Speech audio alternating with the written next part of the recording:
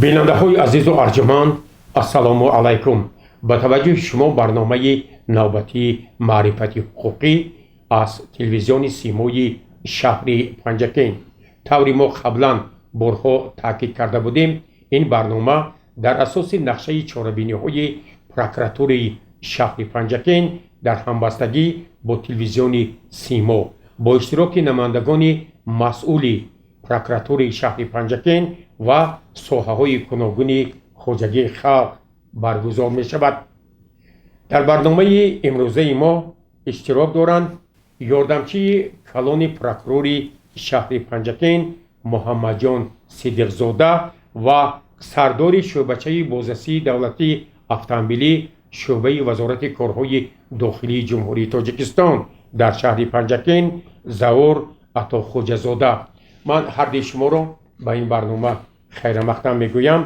نخست از محترم محمد جان صدیقزاده خواهش میکردم که درباره نظارت پروکروری در سمت پیشگیری حادثه های راه و نقلیات و فعالیت شعبچه بازرسی دولتی اتومبیلی شهر پنجکین اندیشه های خود را بیان میکردید. مرحمت.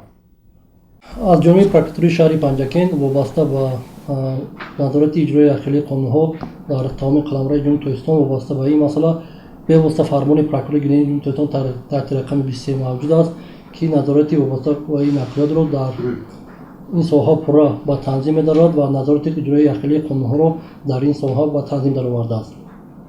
پرابلم تامین بخطری حرکت در راه یکی از مسائل مهمی مبرم روز دانسته شده است، چون طبق معلومات‌های سازمان تندرستی جهانی در یک سال در صدمه‌های روی نقلیات که در تمام جهان به عمل می‌آید زیاده از 1 میلیون شهروندان به هلاکت رسیده، 50 میلیون نفر شهروندان در این صدمه‌ها جراحت‌های جسمانی برداشته یعنی مجروح می‌گردند. این پرابلم یعنی در جمهوری تاجیکستان علاوه در شهر پنجکین نیز جای دارد. در سال از سال یعنی حادثه‌های صدمه‌های راه نقلیات بسیار یعنی به قید گرفته شده ایستاده است. وابسته به پیشگیری کردن این حالت‌ها منتظم از جانب پروکراتوری شهر پنجکین کارهای نظارتی پرزور کرده شده است و وابسته به پیشگیری کردن آنها کارهای تشویق ترغیباتی در ترمینال‌های مسافرکشان با پیاده‌گردان و رانندگان منتظم بر راه مانده شده است که کمی هم باشد برای پیشگیری صدمه‌های راه نقلیات پیشگیری کرده شده آنها برطرف کرده شوند. محترم ظهور عطاخواجه‌زاده لطفاً برای بیننده های تلویزیون و برنامه معرفتی حقوقی میگویید که وظیفه های اساسی شعبچه بازرسی دولتی اتومبیلی در شهر پنجکین از چه عبارت است؟ وظیفه‌های اساسی شعبچه بازرسی اتومبیلی در شهر پنجکین این اساساً تامین بخطری حرکت در راه، پیشگیری صدمه راه نقلیاتی، اشکارکنی قاعده و ایرانکنی و اینچنین بردن کارهای تشویقاتی ترغیباتی در بین رانندگان و مسافران، جمعیت‌های سهامی مسافرکش، خوانندگان مکتب‌ها میباشد. از این معلوماتی که ما در دست داریم سالی روان یک قطار عملیات‌ها گذرانده شدند. همین عملیات‌ها رو کمی شرح می‌دادید برای پیشگیری حادثه‌های نقلیات. سالی روان از طرف شعبچه بازرسی اتومبیلی در شهر پنجکین یک قطار عملیات‌ها گذرانده شده است که این هم باشد عملیات اتوبوس، عملیات پیاده‌گرد، مدنیتی شهرداری، معاینه تکنیکی، توقف، بچه‌ها، ترتیبات، هفته بخطر، سکوتر و تلفن موبیلی گذرانده شده است. همین عملیات‌ها نتیجه خوب دادند. در دوام عملیات‌ها در 8 ماهی که ما چند عملیات گذراندیم از طرف شعبچه بازرسی اتومبیلی در شهر پنجکین در دوام 8 ماه همگی 15810 عدد قاعده و ایرانکنی آشکار شده است که این نسبت به سال 2023 1505 عدد زیاد میباشد. محمد جان صدیقزاده حالا سردار شعبه درباره بعضی قانون‌شکنی‌ها تاکید کردند. از نگاه شما چی باید کرد که ما پیش راهی کاهش دادن کم کردن صدمه‌های راه و نقلیات را بگیریم؟ 2 سال قبل در همبستگی با پروکراتوری شهر پنجکین یک برنامه خیلی مکمل تهیه کرده بودیم درباره پیشگیری حادثه‌های نقلیات. لطفاً بگویید که چه توصیه‌ها می‌دهید قانون چی را باید معین کند؟ читаре ки дар боло қайд кардем, таи соли охир 8 моҳи сипаригардии соли 2024 нисбат ба соли 2023 дар ҳудуди шаҳр садамаҳои роҳи нақлиёт бисёртар ба қайд гирифта шудааст, яъне ронандагон ба ин садамаҳо дучор гарда ҳам аз ҷиҳати бардоштани ҷароҳатҳои ҷисмонӣ, ҳам аз ҷиҳати ба ҳалокат расидани пиёдагардон ва мусофироне ки дар дохили воситаҳои нақлиёт буданд зиёдтар ба қайд гирифта шудааст. ҳарчанд ки дар ҳудуди шаҳри Панҷакен зиёда аз 10 муассисаҳое ки ба тайёр кардани ронандагон машғул бошанд, ҳам то ҳол он талаботҳое ки барои пурра ҳаматарафа як ронандаи комил тайёр кардан нокифоя аст. санҷишҳои прокурорӣ баъд нишон доданд ки муассисаҳое ки барои тайёр кардани ронандагон машғул ҳастанд, аз ҷиҳати техникӣ, аз ҷиҳати надоштани мутахассисони соҳа, ҳаминҳо асос шуда истодааст ки онҳо мисол ронандагони хуб тайёр накарданд ва баъзе ҳолатҳо ҳамин ҳолатҳоям барои садамаҳои роҳи нақлиёт шуда метавонад. ғайр аз ин санҷишҳо нишон доданд ки мана сари вақт мисол кор накардани чароғакҳои роҳнамо аз тарафи ронандагон, яъне бо суръати баланд ҳаракат кардани воситаи нақлиёт, ғайриқонунӣ бемаврид, яъне сабқат кардани воситаҳои нақлиёт ва дар шабона бошад амон сари вақт чароғакҳое ки мисол равшанӣ медиҳанд кор накарданд, ҳамин ҳолатҳо яъне таҳлилҳо нишон доданд ки боиси садамаҳои нақлиётӣ шудаасту дар натиҷа шаҳрвандон ба ҳалокат расиданд. вобаста ба пешгирӣ кардани садамаҳои роҳи нақлиёт аз ҷониби прокуратури шаҳри Панҷакен мунтазам корҳои ташвиқи тарғиботӣ ба роҳ монда шудааст. дар якҷоягӣ бо шӯъбачаи бозрасии давлатии автомобилӣ шӯъбаи вазорати корҳои дахил дар шаҳри Панҷакен мо ин корҳоро мунтазам ба роҳ монда бо ронандагон ва муассисаҳое ки ба кашондани молу маҳсулот машғул мебошанд ва дар истгоҳҳое ки ба мусофиркунӣ машғул ҳастанд, доимо корҳои ташвиқоту тарғиботиро ба роҳ монда барои коҳиш додани садамаҳои нақлиётӣ чораҳои зарурӣ андеша истодаем.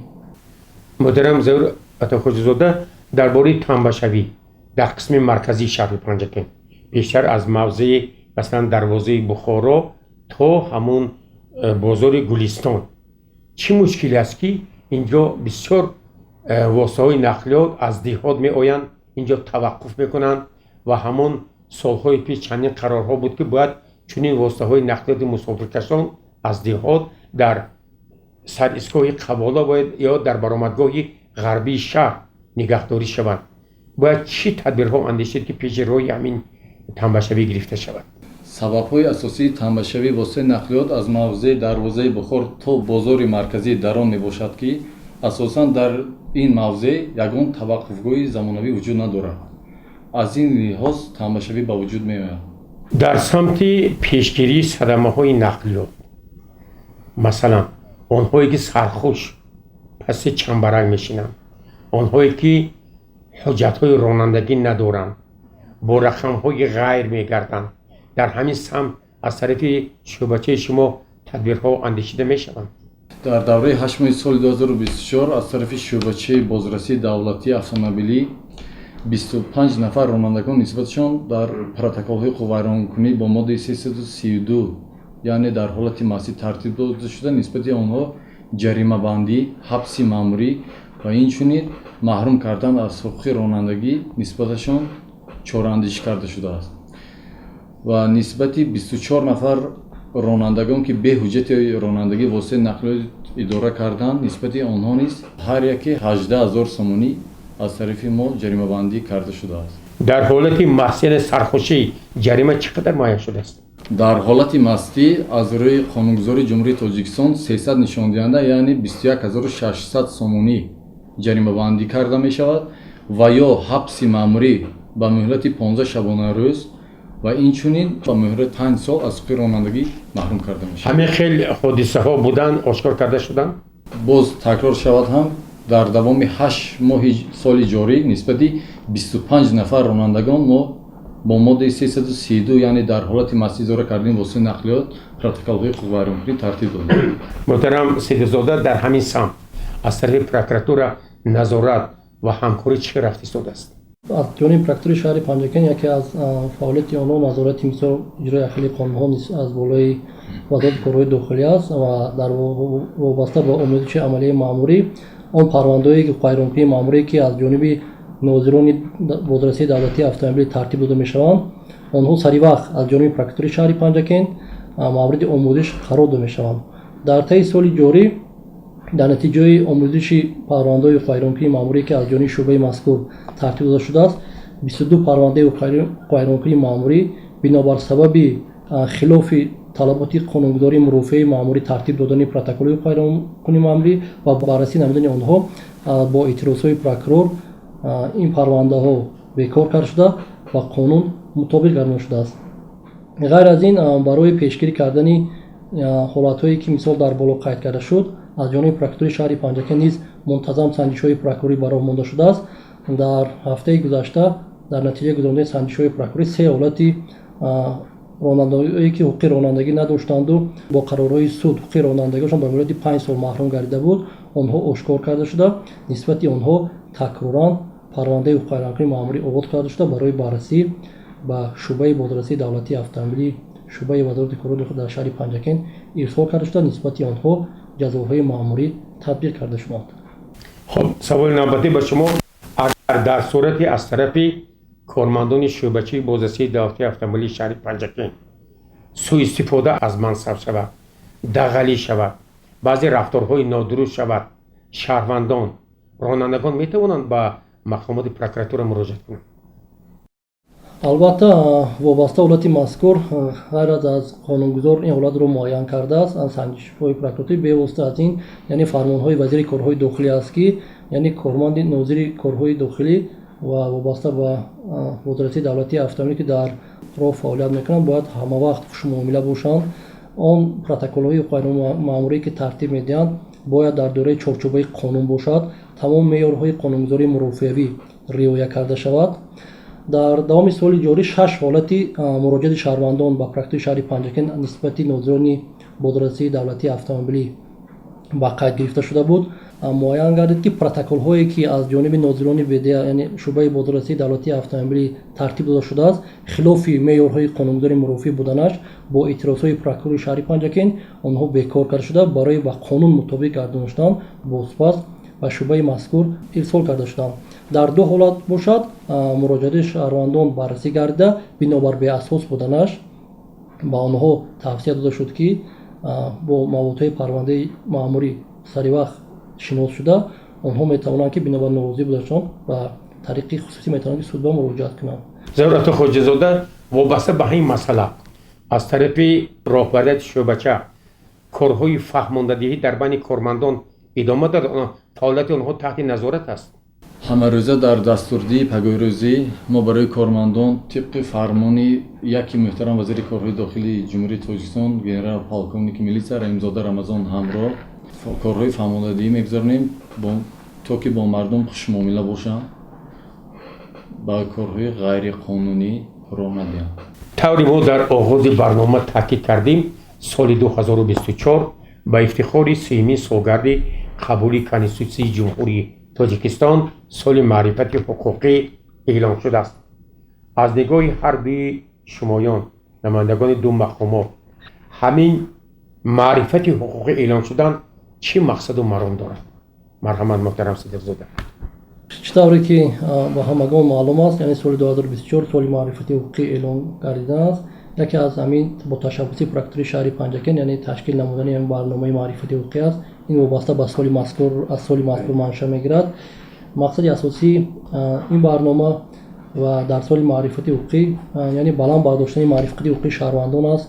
вобаста чӣ тавре ки дар тамоми ташкилоти муассисаҳо ва шаҳрвандон яъне ин барномаро мо роҳандозӣ кардем ки маърифати ҳуқуқии шаҳрвандон баланд бардошта шуда дар чорчӯбаи меъёрҳои муқарраргардии қонун амал намоянд яъне фаъолияти худро ба роҳ монанд. вобаста ба ҳамин масъала низ ба ҳамин ронандагон ва пиёдагардон ҳам дахл дорад. онҳо бояд ҳангоми идора кардани воситаи нақлиёт бояд талаботҳое ки қонунгузор муайян кардааст ва қоидаи ҳаракати роҳро бояд саривақт риоя карда онҳо ба хатогиҳо роҳ надиҳанд. ضرورت خوجزاده در دست من یک کتابچه در دست من این کتابچه با مناسبت سال معرفت حقوقی اعلام شدن سال 2024 از طرف راهبر شما رستم میرزا مرادزاده تحت عنوان قاعده های حرکت در راه جزء معرفت حقوقی نام دارد. آیا همین کتابچه و همه دست کردی مقصد و مرام همین نشر همین کتاب هم برای بلند برداشتن معرفت حقوقی هم رانندگان و هم پیاده‌گردان و هم کارمندان بازرسی دولتی автомобили می باشد. این کتابچه رو چه دست کردید؟ این به مردم دست شد یا نه؟ چخیله که به همگان معلوم است در پیام پیشوای معظم ملت پرزیدنت جمهوری تاجیکستان محترم امامعلی رحمان سال 2024 سال معرفت حقوقی اعلان گردید و از طرف محترم وزیر کارهای داخلی جمهوری تاجیکستان گنرال پالکونیک میلیسیا رحیمزاده рамазон ҳамроҳ و سردار ریاستی بازرسی автомобили جمهوری تاجیکستان گنرال майори милисия рустам мирзо муrodзода китобчаи қоидаи ҳаракат дар роҳ ҷузъи маърифати ҳуқуқӣ ба чоп расид ки ин ҳам бошад барои баланд бардоштани маърифати ҳуқуқи ронандагон пиёдагардон мебошад. ба таври ройгон ба ронандагон пешниҳод карда мешавад. дар баробари ҳамин китобча аз тарафи шӯъбача боз чӣ хел корҳои тарғиботию ташвиқотӣ бо ронандагону пиёдагардон ба иҷро расонида шуд? мо ҳамарӯза бо ҳамроҳи кормандон дар муассисаҳои таълимӣ то мактабӣ, мактабҳои миёнаи умумӣ, терминалҳои мусофиркаш, ҷамъияти саҳмии даврон, ҷамъияти саҳмии одил бо ронандагон, кормандони он вохӯриҳо мегузаронем. ин ҳам бошад мақсади асосии мо пешгирии садамаҳои роҳнақлиётӣ мебошад. саволҳои як гурӯҳи шаҳрвандон. солҳои охир дар шаҳри панҷакент ронандагони сечархаҳои барқӣ ва мотосиклҳо қоидаҳои ҳаракатро умуман риоя намекунанд. инчунин як гурӯҳ ронандаҳо пеш гуфтанд ки воситаҳои нақлиёти мусофиркашон ба ном маршруткаҳо дар хиёбони марказӣ ба ягон қоидаи ҳаракат таваҷҷӯҳ надоранд. дар куҷое ки хоҳанд воситаҳои нақлиётро боз медоранд, мусофиронро мефуроранд, мусофиронро савор мекунанд ки ин ба ҳаракати дигар воситаҳои нақлиёт халал мерасонад. барои идораи чунин воситаҳои нақлиёт ҳамон ваҳлиятҳои барқӣ ки асосан ноболиғон мебошанд ва дар паҳлӯи худ дигаронро хам мешинонанд мумкин аст барои идораи чунин воситаҳои нақлиёт рақамҳои давлатӣ синну соли ронанда доштани шаҳодатнома муайян шудааст ё не? аз тарафи шӯъбачаи бозрасии автомобили ҷумҳурии тоҷикистон дар шаҳри панҷакент айни ҳол дар байни аҳолӣ корҳои фаҳмондадӣ гузаронида шудааст. нисбати скутерҳо ино қайд карданиам ки айни ҳол аз тарафи шӯъбачаи мо онҳоро фақат ба қайд мегирем, рақамҳои давлатӣ ва шаҳодатномаи техникӣ ба онҳо медиҳем. аз синну сол муайян нашудастанд аз қонун? аз тарафи кормандони шӯъбачаи бозрасии автомобили шаҳри панҷакент ҳамарӯза чандин адад скутерҳо, дучархҳои барқӣ ба ҷаримагоҳи мо дастрас карда мешаванд. мо нисбати онҳо протоколҳо бо моддаи 340 қисми 2 тартиб медиҳем ва онҳое ки рақамҳои давлатӣ гирифта нашудаанд онҳо рафта шаҳодатномаи техникӣ рақамҳои давлатӣ мегиранд. баъдан онҳоро мо ба соҳибонашон бармегардонем. сидезода вобаста ба ҳамин масъалаҳое ки имрӯз мо баррасӣ кардем бо сардори шӯъбача шумо чӣ андеша доред? имрӯз воқеан ҳамин воситаҳои нав ки ин кас таъкид карданд бисёр барои ҳаракати ҳам нақлиён ҳам пиёдагардон вай хатарнок ҳастанд. дар солҳои охир яъне дар ҳамон воситаҳои нақлиёте ки нав меморем скутерҳо дар ҳудуди шаҳри панҷакент бисёр ба чашм мерасад, хусусан дар хиёбонҳои мисол марказии шаҳр аз ҷониби ноболиғон идора кардани воситаи ҳамин намуди техника дида мешавад ки мо дар натиҷаи санҷишҳои гузаронидаи прокуратура дар давоми соли 19 ҳолати мазкурро ошкор карда нисбати он ноболиғоне ки дар сараи чамбараки чунин воситаҳои техникаи шита онҳоро идора мекарданд нисбати падару модари онҳо бо аломатҳои моддаи 90 кодекси қонунии маъмурӣ парвандаҳои маъмурӣ оғоз карда шуда барои баррасӣ ба суд ирсол карда шудааст. албатта он ноболиғоне ки мисол ба сари чамбараки чунин воситаҳои техникӣ шита онҳоро идора мекунанд албатта онҳо таҷрибаи кофии ронандагӣ надоранд ва ҳатто қоидаи ҳаракати идора кардаи онро намедонанд. ҳафтаи гузашта ба ҳамагон маълум аст дар як садамае ки рух дод дар ҳамин скутер 2 нафар ҷавон яъне ҷони худро ба аз даст додан онҳо, яъне онҳо аз баланд кардани суръати ҳаракат ва идора кардан танҳистани чунин воситаи техникӣ онҳо ба автомошине ки дар канори роҳ қарор истода буд ба онҳо бархӯрда дар натиҷаи ин садамаи нақлиётӣ онҳо ба ҳалокат расиданд.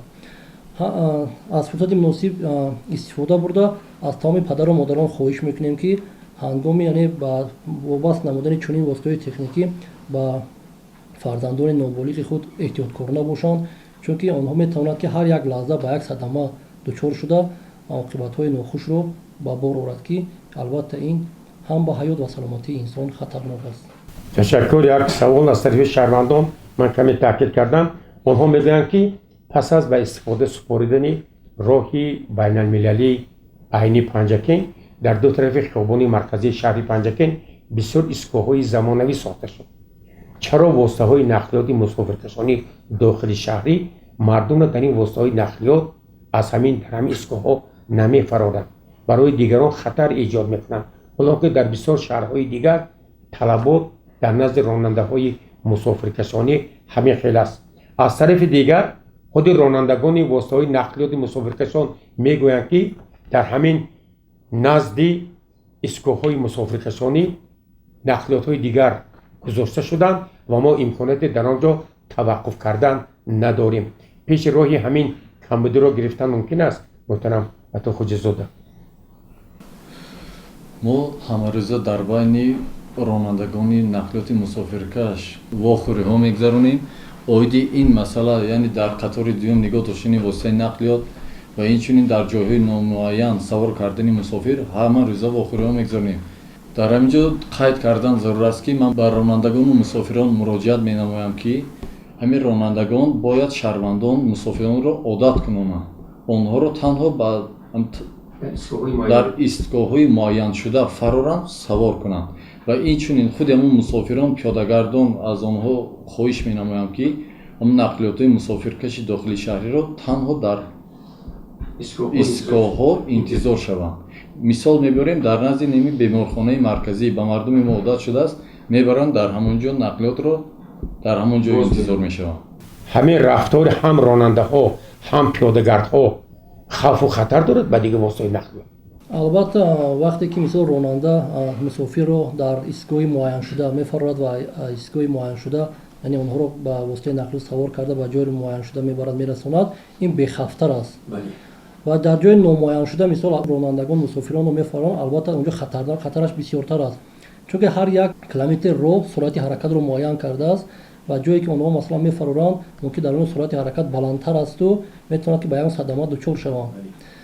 пеш аз ҳама бояд маданияти ҳам мусофирон ҳам ронандагон баланд бардошт шавад ки онҳо бояд талаботи қонунро риоя карда дар ҷойи муайяншуда, яъне дар истгоҳҳое ки мисол замонавӣ дар ҳудуди шаҳр бунёд гардиданд, мусофиронро аз он ҷо қабул кунанд ва дар он ҷо фароранд, чунки барои ҳаёт ва саломатии ҳам ронанда ҳам мусофир яъне бехавф аст ва метавонанд ки бо ин васила ҳаёт ва саломатии худро эмин нигоҳ доранд. хуб, садорату хуҷизода, баъзеҳо мегӯянд ки ҳастанд нафароне ки бо воситаҳои нақлиёти сиёҳшиша бидуни ҳуҷҷат, баъзан бо як рақамҳои бегона ва ҳатто воситаҳои нақлиёти худро ба дигарон медиҳанд. қонун нисбати ҳамин масъалаҳо ҷазою ҷаримаҳо муайян кардааст?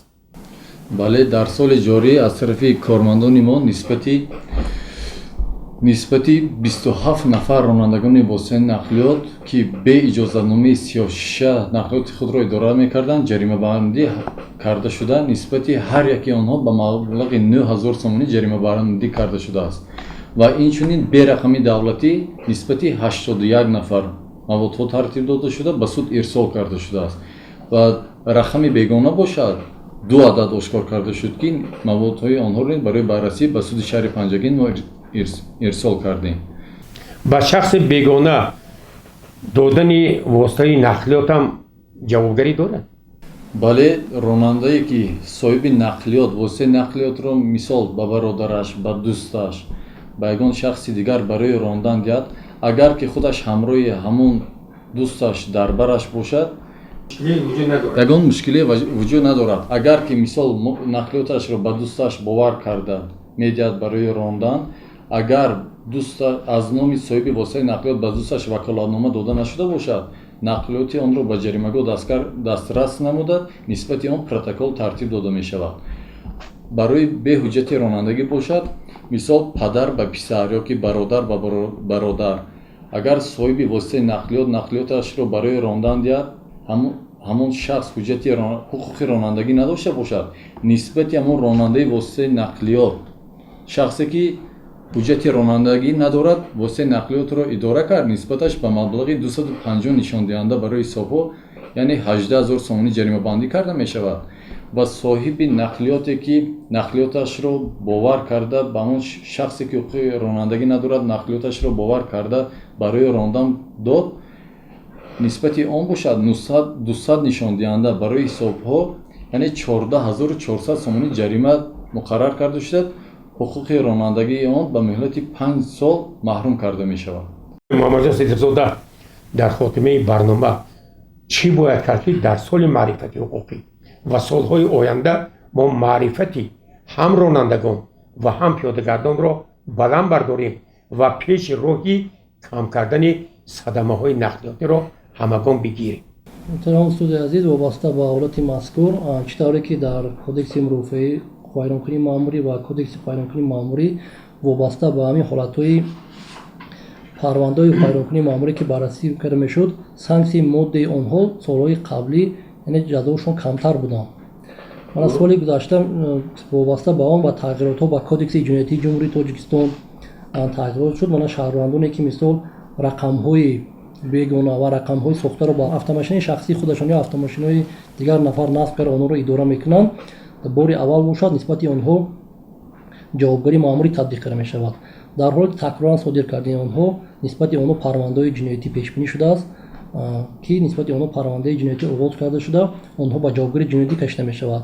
мақсади асосии қонунгузор ва мақсади асосии чунин роҳҳоро роҳандозӣ кардан, ин ягона мақсад он аст ки пешгирии вайрон кардани ҳамин қоидаи ҳаракат дар роҳ ва пешгирии садамаҳои нақлиётӣ пешгирӣ карда шавад, чунки масъулияти ҳам ронандагон ҳам масъулияти пиёдагардон баланд бардошта шавад, ки яъне барои як амале ки мисол онҳо содир мекунанду ҷавобгарӣ пешбинӣ шудааст, яъне ҷазоҳош сангин гардиданд, ки онҳо масъулият ҳис кунанду дигар ба ҳамин қонунвайронкунӣ даст назананд.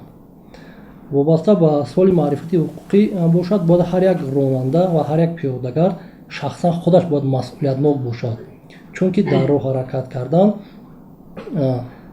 ин ба ҳаёт ва саломатии онҳо яъне хатар дорад. ғайр аз ин дар оила онҳоро фарзандон, падару модар онҳоро интизор аст ки падарам ё бародарам вақте ки аз хона мебаранд бояд соҳ саломат баргардад. бояд ҳар як шахс, ҳар як ронанда, ҳар як пиёдагард вақте ки ба кӯча мебарояд, бояд доимо ба ҳуш бошад, қоидаҳои ҳаракате ки пешбинӣ шуда аз қонунгузор онҳоро риоя карда, дар доираи чорчӯбаи қонун амал карда, рафтори худро ба як роҳи рост амал кунад. сарват хуҷиза мувосиб ба ин масъала ба мардум, ба ронандагон, ба пиёдагардон чӣ муроҷиат доред, чӣ тавсияҳо медиҳед? ман оиди ҳамин скутерҳо гуфтаниам ки аввалан ба падарону модарон муроҷиат менамоям ки вақти харидорӣ кардани ҳамин скутер аввал фикри фарзандони худро кунанд. дар оянда фарзандони онҳо ба ягон ҳодисаи роҳи нақлиётӣ дучор нагарданд. чӣ хел тавсияҳо доред ба ронандаҳои пиёдагардҳо дар соли маърифати ҳуқуқӣ? ба ҳамин ронандагони воситаи нақлиёт гуфтаниам ки ҳамин худованд ба ҳама ақл шуъур додааст. аломатҳои роҳ дорем, қатъҳои уфуқи амудӣ дорем. бисёри вақтҳо дар ҳолати садама шудан ҳамин шаҳрвандон, кормандони бозрасии автомобилиро гунаҳгор мекунанд ки инҳо нигоҳ намекунанд, корҳои профилактикӣ намегузаронанд. ман ба ронандаҳо муроҷиат менамоям ки ба аломатҳои роҳ итоат кунанд.